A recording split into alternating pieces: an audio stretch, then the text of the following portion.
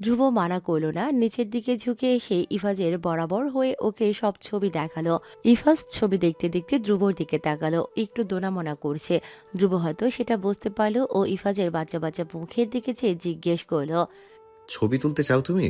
ইফাজের খুশি দেখে কে? ও লাফিয়ে উঠে বলল। হ্যাঁ হ্যাঁ। ধ্রুব ইফাজের চুল এলোমেলো করে দিয়ে ক্যামেরা ওর হাতে ধরিয়ে দিয়ে বলল। তুলো। ইফাজ হাসিমুখে ক্যামেরা হাতে নিল, কিন্তু ছবি তোলার বেলায় তার মন খারাপ হয়ে গেল। ও তো শিখেনি কিভাবে ক্যামেরা ব্যবহার করে। ধ্রুব ইফাজকে ক্যামেরা হাতে চুপ করে দাঁড়িয়ে থাকতে দেখে ভ্রু উঁচিয়ে বলল। কি, ছবি তুলবে না? ইফাজ ক্যামেরা ফিরিয়ে দিল, মন খারাপ করে বলল। আমি ক্যামেরা চালাতেই জানি না, যদি নষ্ট করে ফেলি। ধ্রুব শোনে এই হায়াত পরিবারের ছেলেমেয়েগুলো একটু বেশি ভদ্রসভ্য, অথচ জামাই পাবে চূড়ান্ত উগ্র অসভ্য কাউকে। তোফাজ্জল হায়াতের ভাগ্যের ওপর হঠাৎ করে বড্ড আফসোস হলো ধ্রুবর। ধ্রুব ইফাজের দিকে চেয়ে নরম কণ্ঠে বলল। আসো, আমি শেখাই। ধ্রুব রাস্তায় হাঁটু গেড়ে বসে ইফাজের সমান হলো। পেছন থেকে ওর হাত ধরে দুটো হাত ক্যামেরায় ছিল।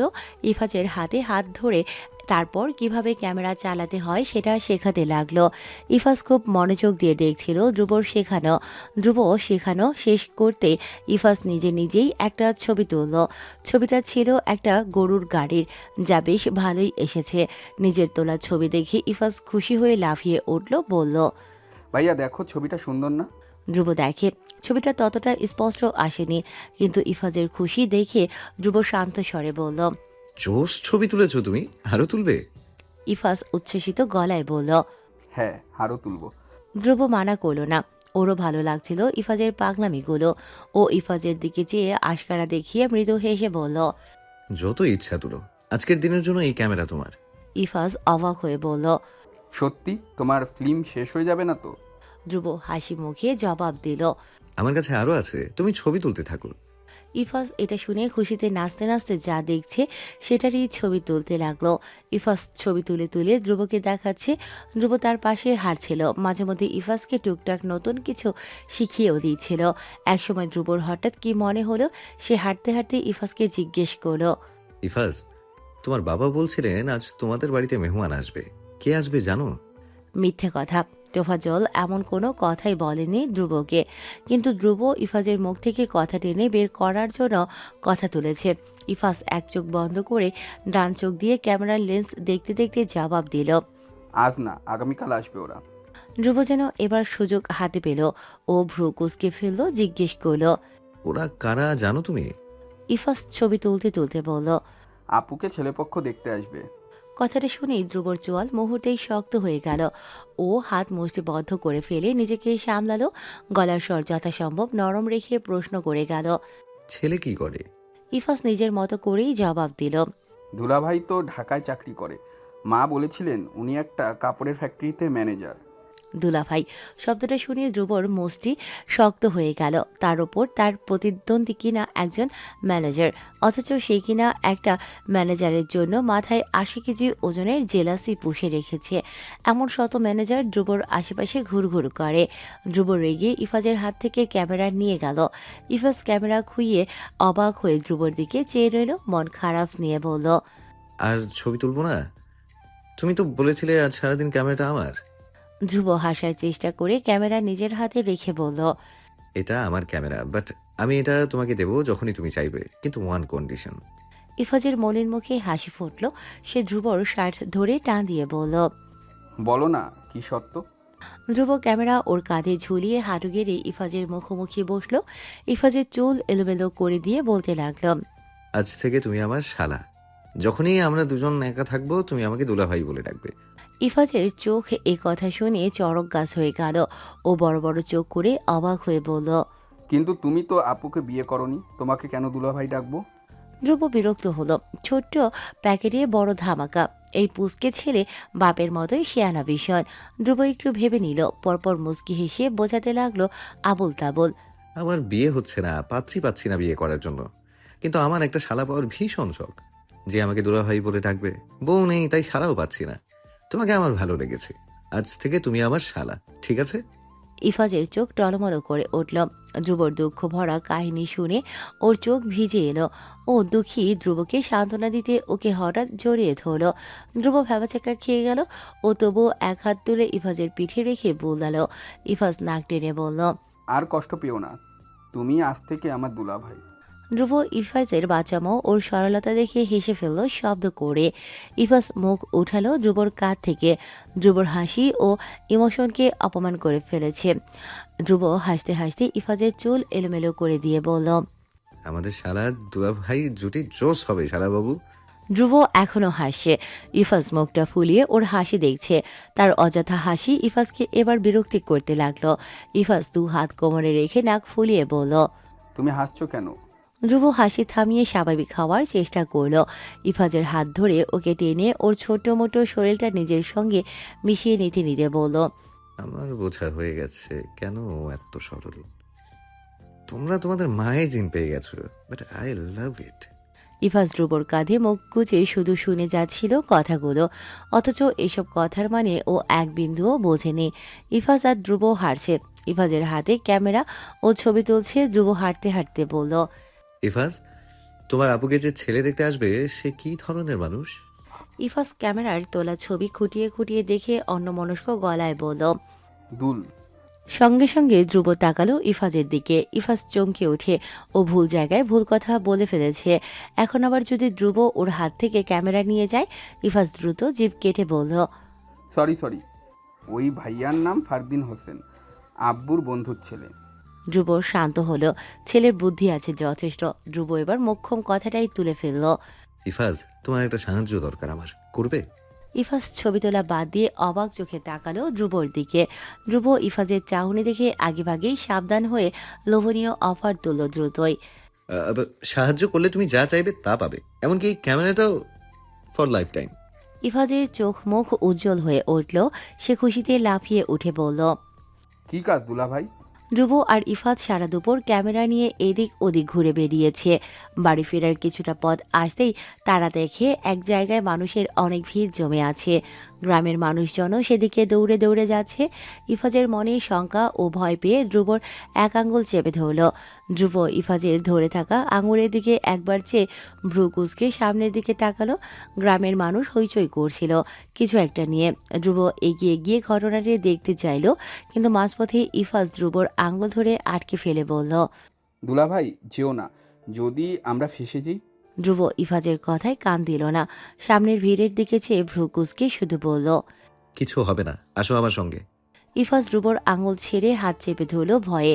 ওরা এগিয়ে গেল। সেখানে পৌঁছানোর পর দেখতে পেল একটি ছেলে মেয়েকে ঘিরে সবাই ভিড় জমিয়েছে। গ্রামের মানুষ ছেলে মেয়েটির দিকে ঘৃণা ও অবজ্ঞার চোখে তাকিয়ে আছে। সবাই একটা বিষয় নিয়ে ভীষণ চিৎকার চেঁচামেচি করছে।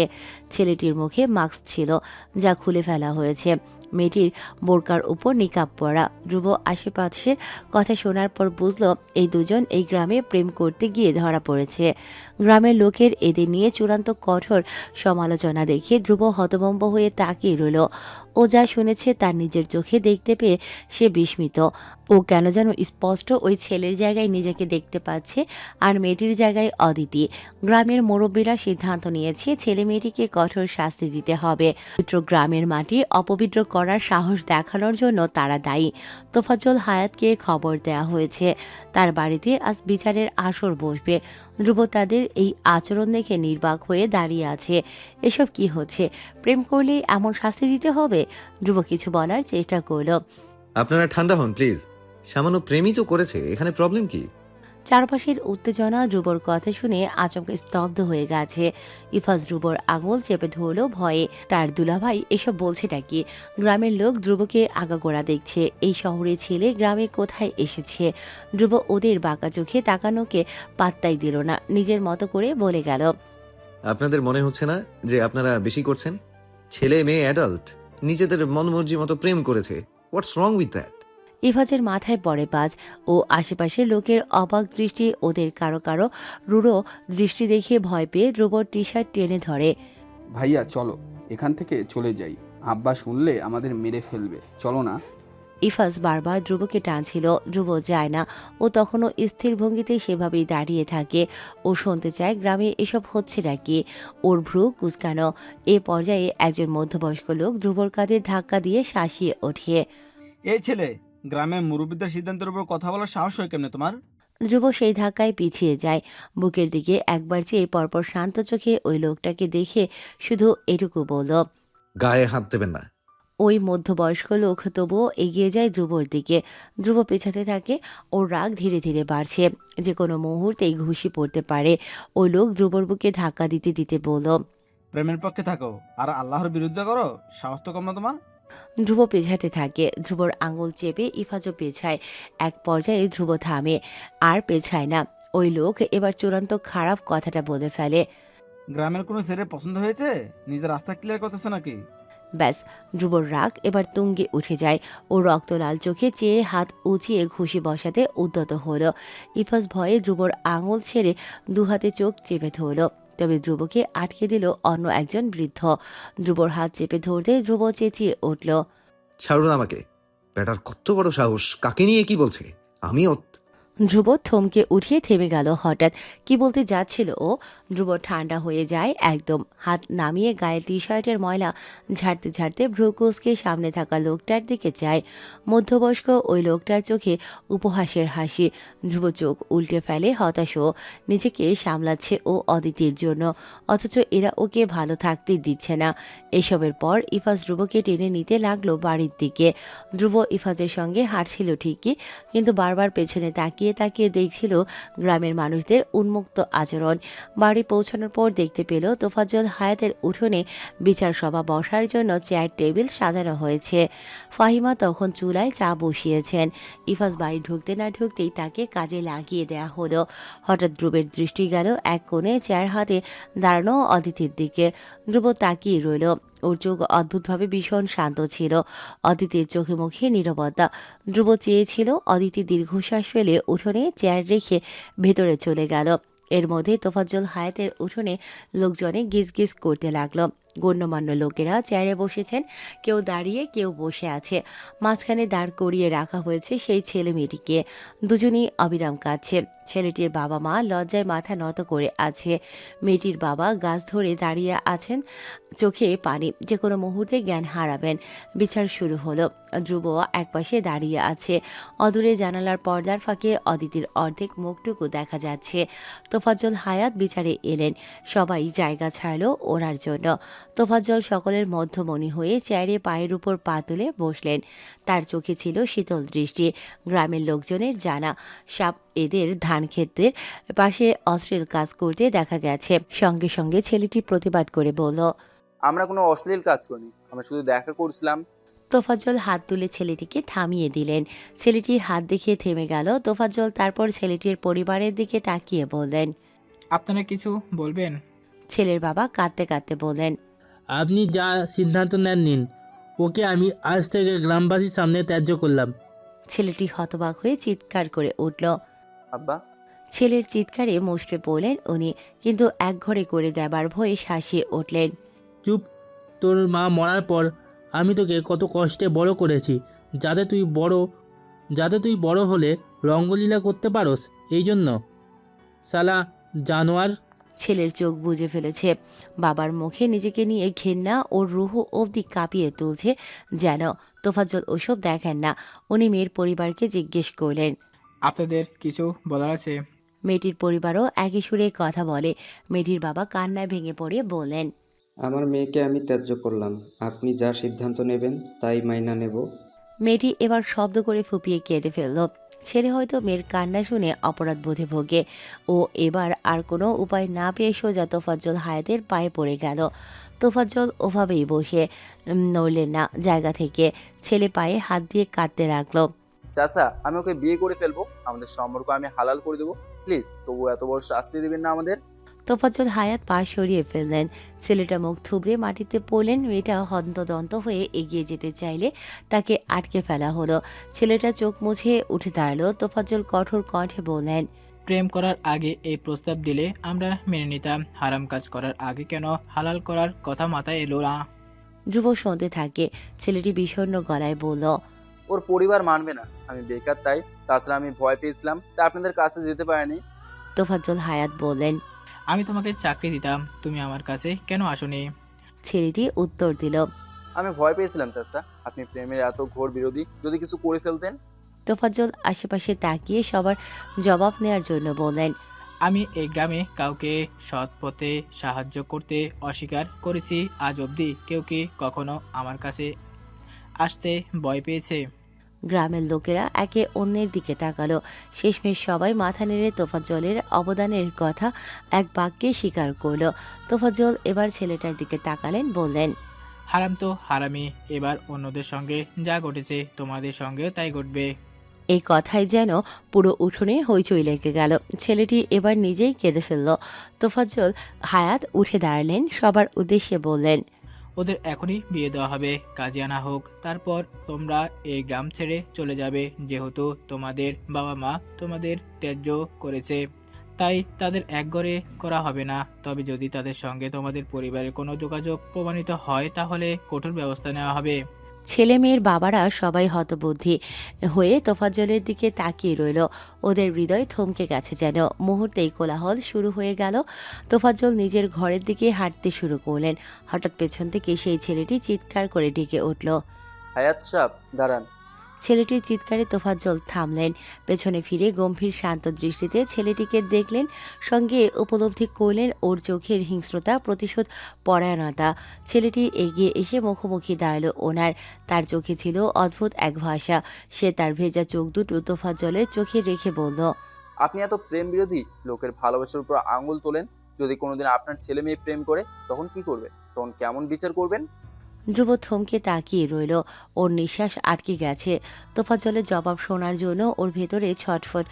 তোফাজ্জল গ্রামবাসীর দিকে তাকালেন। সবার চোখে এক অদ্ভুত কৌতূহল। তোফাজ্জল গভীর শ্বাস নিলেন। 2 মুহূর্তে না ভেবে বলে ফেললেন। সেদিন আমি নিজের হাতে আমার মেয়েকে খুন করব। ধ্রুব বিস্মিত হয়ে তাকালো তোফাজ্জলের দিকে। ওর হৃদয়ে তখন টকবগিয়ে রক্ত ঝরছে। ধ্রুব যেন নিজের কানকেই বিশ্বাস করতে পারছিল না। একজন বাবা এমন কথা কিভাবে বলতে পারে? ধ্রুব অবাক হতভম্ব চোখে জানালার দিকে তাকায়। অদিতির চোখটুকু আজ শান্ত স্থির। ও এসব জানতই। ওর জন্য এসব কথা আজ নতুন নয়। ধ্রুব তাকাতেই অদিতি চোখ নামিয়ে ফেলল। ধ্রুব বোঝে আজ অদিতির কিছুই বলার নেই। তোফাজ্জল ছেলেটার চোখ থেকে চোখ সরিয়ে গ্রামের সবার উদ্দেশ্যে বললেন। আগামীকাল আমার মেয়েকে আমার পছন্দ করা ছেলের বাড়ি থেকে দেখতে আসবে। আপনাদের নিমন্ত্রণ রইল, আসবেন। ধ্রুব হাত মুষ্টিবদ্ধ করে চুপচাপ শুধু শুনে যায়। তোফাজ্জল তারপর ছেলের কঠিন চোখের দিকে চেয়ে থেকে বললেন। মেয়ে ছেলে মানুষ করতে জানতে হয়। আমি দোয়া করি তুমি যেন ভালো বাবা হও। এই কথা বলে তোফাজ্জল নিজের ঘরের ভেতর চলে গেলেন। ছেলেটিকে ঘিরে ধরে গ্রামের লোকেরা শাসাতে লাগলো। কেউ বলল। তুই এভাবে কথা বললি কেন? হায়াত সাহেবের সঙ্গে এভাবে কথা বলতে তোর সাহস হলো কি করে? ছেলেটি চুপচাপ দাঁড়িয়েছিল, তার চোখে ভ্রু কুঞ্চিত। সে তোফাজ্জলের ঘরের দিকে তাকিয়েই রইল। ধ্রুব শুধু ওই ছেলেটাকে দেখতে থাকে, যার মধ্যে ও নিজের প্রতিচ্ছবি দেখতে পারছে। বিচার কাজ শেষ হয়েছে। ধ্রুব ঘরে এসে ঠাস করে দরজা বন্ধ করে বিছানায় শুয়ে বসেছে। রীতিমতো ফুঁসছে ও। মন যেন অসংখ্য শব্দ আর প্রশ্নের ভারে চিৎকার করে উঠতে চাইছে। সারাদিনের ঘটনা মাথায় ঘুরপাক খাচ্ছিল। গ্রামবাসীর হিংস্র চাহনি, ছেলেটার অসহায় আকুতি আর তোফাজ্জল হায়াতের কাঠিন্য, সবকিছুই যেন ওর বুকের ভেতর একটা ভারী পাথরের মতো চেপে বসেছে। ধ্রুবর সবকিছু অসহ্য লাগছে। ও জুতো পায়ে বিছানায় লম্বালম্বি শুয়ে পড়ল। সারা রাত চোখের পাতা এক মুহূর্তের জন্য বন্ধ হচ্ছিল না। বারবার মনে পড়ছিল ছেলেটার শেষ প্রশ্ন। যদি আপনার মেয়ে প্রেম করে সেদিন কি করবেন? আর তোফাজ্জল হায়াতের সেই জবাব। নিজের হাতে খুন করব। ধ্রুব অন্ধকার ঘরের সিলিংয়ের দিকে চেয়ে থাকে। একসময় অতিষ্ঠ হয়ে আবার উঠে বসে পড়ে। বাতি জ্বালিয়ে মাথাটা নিচু করে চুপচাপ বসে থাকে।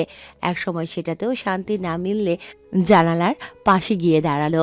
চাঁদের আলোয় গ্রামের কাঁচা রাস্তা, উঠোনের মাটি আর দূরে নদীর ঢেউগুলো জ্বলজ্বল করছিল। কিন্তু ধ্রুবর চোখে সেই আলো ধরা পড়ছিল না। তার চোখের সামনে বারবার ভেসে উঠছিল ছেলেটার কান্না, মেয়েটার ভীত মুখ আর তোফাজ্জল হায়াতের কঠিন মুখটা।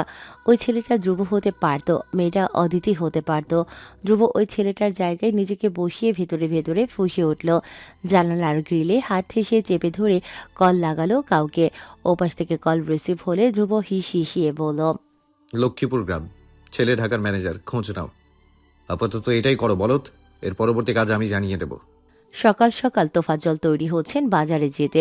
ধ্রুব তখন ঘুমোচ্ছিল। সারা রাত অস্থিরভাবে এদিক ওদিক পায়চারি করে সে অনেক কিছু ভেবেছে, সঙ্গে ইমনের সঙ্গেও আলোচনা করেছে। এসব করতে করতে ভোর রাতে চোখ লেগেছে। হঠাৎ ঘুমের মধ্যে ধ্রুবর অ্যালার্ম বেজে উঠল।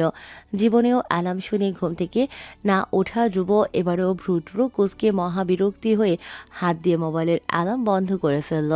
তারপর আবার আরেক ঘুম। হঠাৎ করে ফ্যানটাও বন্ধ হয়ে গেল। গরমে ধ্রুব অসহ্যভাবে চোখ খুলে ফেলল, বুঝলো কারেন্ট চলে গেছে। রেগেমেগে এলোমেলোভাবে হেলে দুলে চোখ ঘষতে ঘষতে ধ্রুব ঘুম থেকে উঠে বসলো। চোখ উল্টে সিলিং ফ্যানের দিকে চেয়ে গালি দিয়ে বসলো। ভালের কারেন্ট। ধ্রুব ফোন হাতে নিল। ফোনের টাইম দেখতেই তার চোখ কপালে উঠল। Shit shit. ও দ্রুত বিছানা থেকে উঠে উদম গায়ে শার্ট খুঁজতে লাগলো। আজ তাকে পরিকল্পনা মাফিক কাজ করতে হবে। ধ্রুব দৌড়ে ড্রয়ারে শার্ট খুঁজছে, আর অপর হাতে ঘড়ি কবজিতে লাগাচ্ছে। আজ তার পুরো দিন অভিনয় করতে হবে। বকাটে উগ্র ধ্রুব থেকে হতে হবে ডিস্ট্যান্ট, শান্ত, ইনোসেন্ট ধ্রুব। এইসব মাথায় আগে কখনো আসেনি। গতকাল ইমন একটা বুদ্ধি দিয়েছে। ধ্রুব ফলো করতে চায়নি, কিন্তু ইমন বলেছে জোর দিয়ে এটা করা জরুরি। প্ল্যানের অর্ধেক এটা, তাই না চাইলেও এসব করতে রাজি হয়েছে ধ্রুব। আপাতত ধ্রুবর কাছে অপশনাল প্ল্যান নেই, তাই এটাই শেষ ভরসা। রেডি হয়ে ভাঙা আয়নার সামনে দাঁড়ালো ধ্রুব। নিজেকে ঘুরে ঘুরে দেখে হঠাৎ ঠোঁট উল্টে নিজেই নিজের কাঁধে চাপড় দিয়ে বলল, গুড জব ধ্রুব ইয়ামিন। তারপর চুল ঠিক করে বেরিয়ে এলো মেহমানদের ঘর থেকে। নিচে নামতেই তার চোখ গেল দুজন কাজের মহিলা বাড়িঘর পরিষ্কার করছে। ধ্রুব সেটা দেখে কিছুক্ষণ সেভাবেই দাঁড়িয়ে রইল। একটা দীর্ঘশ্বাস ফেলল, তারপর বড় বড় পা ফেলে হেঁটে গেল বড় ঘরে। তোফাজ্জল তখন সবই খেতে বসেছেন। পাশেই বাজারের ব্যাগ এনে রেখেছেন ফাহিমা। ধ্রুব যেতেই তোফাজ্জল তাকালেন তার দিকে, গম্ভীর স্বরে চারিয়ে ইশারা করে বললেন, খেতে বসো। ধ্রুব তোফাজ্জলের থেকে বেশ দূরের চেয়ারে গিয়ে খেতে বসল। তোফাজ্জল খেতে খেতে ফাহিমাকে জিজ্ঞেস করলেন। ইফাজ কোথায়? ফাহিমা তোফাজ্জলের পাতে আটার রুটি তুলে দিতে দিতে উত্তর দিলেন। ঘুমোচ্ছে। তোফাজ্জল শুনে রেগে গেলেন। রুটি ছেঁড়া বাদ দিয়ে কঠোর স্বরে বলে উঠলেন, আজ বাড়িতে মেহমান আসবে আর তোমার ছেলে ঘুমাচ্ছে, ডেকে তোলো ওকে, আমার সঙ্গে বাজারে যাবে। ফাহিমা কিছুটা অনুরোধ করে বললেন। সবে ফরজ হয়েছে, এখন ঘুম থেকে উঠাবো? তোফাজ্জল কিছু বলবেন তার আগেই ধ্রুব খাবার খাওয়া থামিয়ে বলল, আঙ্কেল, আপনি চাইলে আমি যেতে পারি আপনার সঙ্গে। তোফাজ্জলের ভ্রু কুঁচকে গেল। মুহূর্তেই জিজ্ঞেস করলেন, তুমি বাড়ির মেহমান হয়ে যাবে আমার সঙ্গে। ধ্রুব নিজেকে নম্র দেখানোর চেষ্টা করে বলল, আপনি আন্টি আমার জন্য এত করছেন, I am grateful for this. তাই যাবার আগে কিছুটা শোধ করে দিতে চাইছি বলতে পারেন। ফাহিমা তো গদগদ হয়ে গেলেন ধ্রুবর এমন নম্র ব্যবহারে। তোফাজ্জল না করবেন ভেবেছিলেন। উনি চুপচাপ ধ্রুবর কথা পাশ কাটিয়ে গেলেন। ধ্রুব সেটা দেখে আবারও বলল, বাজার করা আমি তেমন পারি না, আপনার কাছ থেকে শিখতে চাইছিলাম। তোফাজ্জল এবার আর না করলেন না, খেতে খেতে বললেন, আচ্ছা যেও। রাজি করিয়েই অবশেষে ধ্রুব থামল। তোফাজ্জল ধ্রুবকে নিয়েই বাজারে গেলেন। বাজারে সবাই ধ্রুব তোফাজ্জলকে দেখে বারবার তাকাচ্ছিল। একজন তো জিজ্ঞেস করেই ফেলল, হায়াত সাহেব মেয়ের জামাই নাকি? তোফাজ্জল অপ্রস্তুত হয়ে গেলেন। ধ্রুব মনে মনে হাসে। তোফাজ্জল আর চোখে ধ্রুবকে দেখলে ও দ্রুত এমন একটা ভাব করল যে জীবনেও ধ্রুব এমন আজব কথা শোনেনি। তোফাজ্জল গলা পরিষ্কার করে উত্তর দিলেন, না, বাড়ির অতিথি। বলে আবার হাঁটা ধরলেন। ধ্রুব তোফাজ্জলকে পাশাপাশি হাঁটার সময় একদম জামাই শ্বশুর লাগছিল। শহুরে জামাই, তার গ্রাম্য গম্ভীর শ্বশুর দারুণ মানিয়েছিল ওদের। তাই বোধহয় ওরা বাজারে যেতে যেতেই কয়েকবার একই প্রশ্নের সম্মুখীন হয়েছে। ধ্রুব তো এতে ভীষণ মজা নিচ্ছে, অথচ মুখ করে রেখেছে চূড়ান্ত গম্ভীর নিষ্পাপ। তোফাজ্জল এসব বারবার দেখে অস্বস্তিতে কাঠ হয়ে গেলেন। কিছুটা গম্ভীরভাবে ধ্রুবকে বলেন, একটু দূরে থেকে হাঁটো আমার থেকে। ধ্রুব না বোঝার ভান করে বলল, কেন আঙ্কেল? তোফাজ্জল জবাব দিলেন না, বরং নিজেই ধ্রুবকে ফেলে আগে আগে হাঁটা ধরলেন। ধ্রুব পেছন পেছন হাঁটছে, তার ঠোঁটে অদ্ভুত মশকরা খেলা করছে। ফেরার পথে ধ্রুব নিজে থেকে তোফাজ্জলের হাতে থাকা সব বাজারের ব্যাগ নিয়ে নিল নিজের হাতে। তোফাজ্জল মানা করতে চাইলেন, তখন ধ্রুব বলে ফেলল, সমস্যা নেই, আপনি বয়স্ক লোক হয়ে সব ক্যারি করার দরকার নেই, আমি সাহায্য করি না।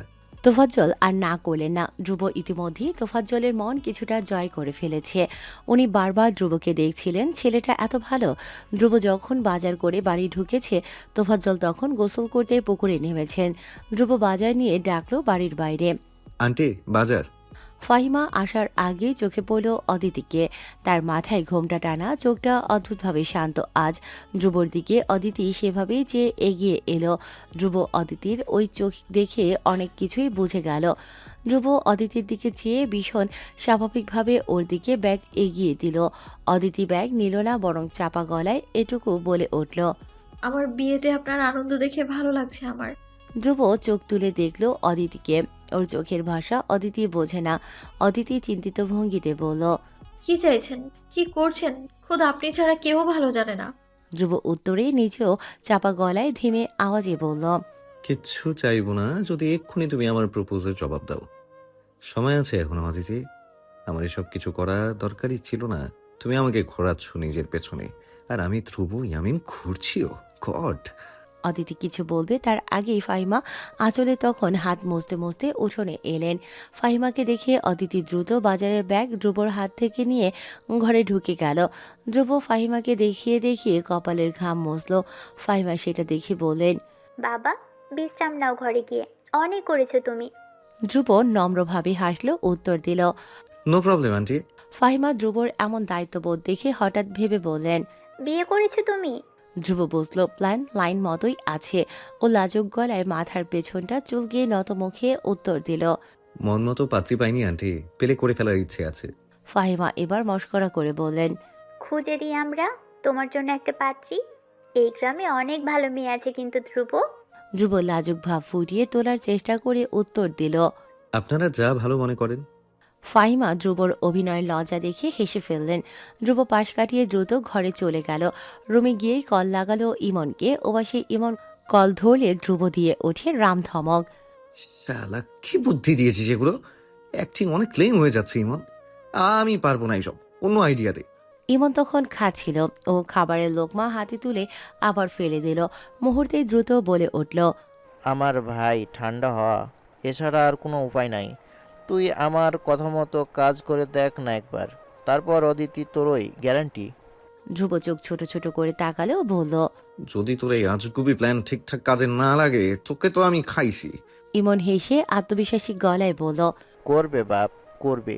তুই জাস্ট আমি যা বলছি ঠিকঠাক করে যা। সন্ধ্যা থেকে অদিতির ঘরে শ্বাস রব। ছেলে পক্ষের জন্য নতুন কাপড়, মিষ্টি আর খাবারের আয়োজন চলছে। অদিতির মা ব্যস্ততায় শ্বাস ফেলার সময়টুকুও পাচ্ছেন না। আর অদিতি, সে চুপচাপ, তার মুখ থমথমে। খোলা জানালার পাশে দাঁড়িয়ে গাছের দুলতে থাকা পাতাগুলোর দিকে তাকিয়ে আছে। মনে এক অদ্ভুত শূন্যতা। ধ্রুবকে অত্যন্ত স্বাভাবিক লাগছে, বরং মনে হচ্ছিল ধ্রুব নিজে এই বিয়েটা নিয়ে ভীষণ আনন্দিত। অদিতির মুখটা থমথমে হয়ে এলো। হবে না কেন আনন্দিত? একসময় যে ছেলে অদিতির সঙ্গে সামান্য কথা বলার জন্য মরিয়া হয়েছিল, তাকে অদিতি পরিবারের দোহাই দিয়ে পাত্তা দেয়নি। ধ্রুব অদিতিকে ছেড়ে দিলেও আজ অদিতি অবাক হবে না। অদিতিদের সঙ্গে তো এমনই হওয়া উচিত। ধ্রুব ঘরের বাইরে দাঁড়িয়ে চেয়ার সাজাচ্ছে। হঠাৎ ওর চোখ গেল জানালার দিকে। অদিতিকে দেখে ও ঠোঁটে একবারেও হাসি নেই, চোখ দুটো মলিন। ধ্রুব চেয়ার হাতে নিয়ে সেভাবেই দাঁড়িয়ে রইল। বিড়বিড় করে বলে গেল, তোমার চোখ আমাকে ভালোবাসে ঠিকই, কিন্তু তোমার ঠোঁট আমার সঙ্গে বারবার বেইমানি কেন করে অদিতি?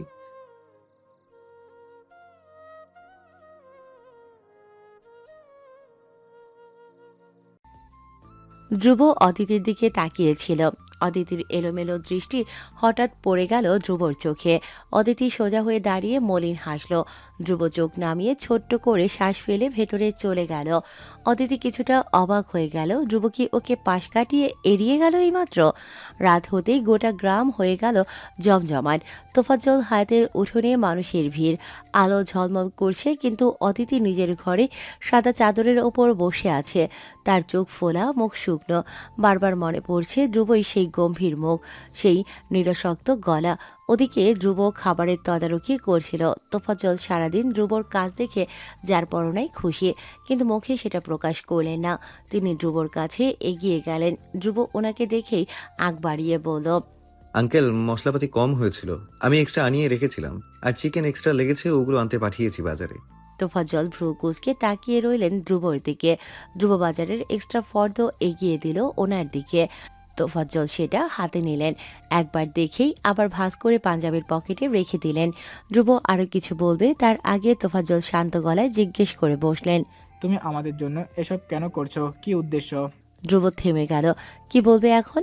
ওর মন বেপরোয়া হয়ে গেল। হঠাৎ বলতে চাইল নিজের আসল উদ্দেশ্য, কিন্তু বলতে পারে না এবারেও।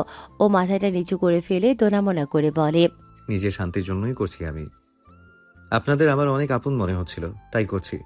এর অন্য কোনো উদ্দেশ্য নেই। তোফাজ্জল এবার কিছুটা গলে গেলেন। যতই হোক গ্রামের মানুষ তো, সহজেই লোককে বিশ্বাস করা ওনাদের কাজ। যাকে একবার মনে ধরে তার প্রতিটা কাজ তখন চোখে পড়ে একে একে। তোফাজ্জল ধ্রুবর কাঁধে হাত রাখলেন। আবেগ যেটুকু প্রকাশ না করলেই নয় সেটুকু প্রকাশ করে বললেন, তোমার কি আর বাকিদের মতো মনে হচ্ছে আমি খুব তাড়াহুড়া করছি? ধ্রুব অবাক হলো। জি আঙ্কেল। তোফাজ্জল আবারও বললেন, বাকিরা আমাকে দোষারোপ করছে আমি মেয়েকে অল্প বয়সে নিজের কাছ থেকে বিদায় করে দিচ্ছি। ধ্রুব চোখ নামিয়ে নিচু গলায় বলল, আমি এসব ভাবিনি আঙ্কেল।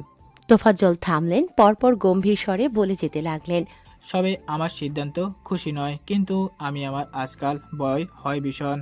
অদিতিকে বিয়ে দিয়ে আমার মুখ বাঁচে। আজকাল গ্রামের মানুষ আমার দিকে বাঁকা নজরে তাকায়। কেউ কেউ অপেক্ষা করছে আমার মেয়ের প্রেমের খবর রটানোর। তাই আমি ঠিক করেছি আমি আজকে ওদের আকত করিয়ে দিয়ে গ্রামের লোকদের মুখ বন্ধ করে ফেলতে পারবো। ধ্রুব চুপচাপ শুনে গেল এসব কথা। ও শান্ত চোখে চেয়ে তোফাজ্জলকে দেখে। তোফাজ্জল হয়তো বাইরে যতটা কঠোর প্রকাশ করেন ভেতরে ভেতরে ততটাও নন। তার মধ্যেও আবেগ ভালোবাসা আছে, তবে সম্মান হারানোর ভয়টা গ্রাস করেছে তার অন্তর সবচেয়ে বেশি। ধ্রুব অপরাধবোধে ভোগে ভীষণ। ও এসব কি করছে? ইমনের বুদ্ধি নেওয়াটা কি উচিত হয়েছে? তোফাজ্জল জানতে পারলে কষ্ট পাবেন ভীষণ। ধ্রুব হালকা স্বরে বলে, ডোন্ট ওয়ারি আঙ্কেল, আকত আজকেই হবে। তোফাজ্জল ধ্রুবর কাঁধ থেকে হাত সরিয়ে ফেললেন, গলা পরিষ্কার করে বললেন, ভালোই ভালো সব কাজ মিটিয়ে গেলেই হয়। তুমি এদিকে দেখো, আমি ঘর থেকে আসি।